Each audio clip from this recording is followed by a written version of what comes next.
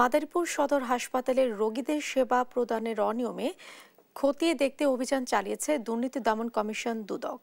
রোববার দুপুরে মাদারীপুর সমন্বিত কার্যালয়ের সহকারী পরিচালক মোহাম্মদ আখতারুজ্জামানের নেতৃত্বে একটি দল এই অভিযান চালায়। এ সময় হাসপাতালে রোগীদের পর্যাপ্ত ঔষধ সরবরাহ না করা, নিম্নমানের খাবার সরবরাহ, আইসিইউ সেবা বন্ধসহ নানা ধরনের অনিয়মের সত্যতা পান তারা। ঊর্ধ্বতন কর্তৃপক্ষের নির্দেশনায় প্রয়োজনীয় ব্যবস্থা নেবে দুদক।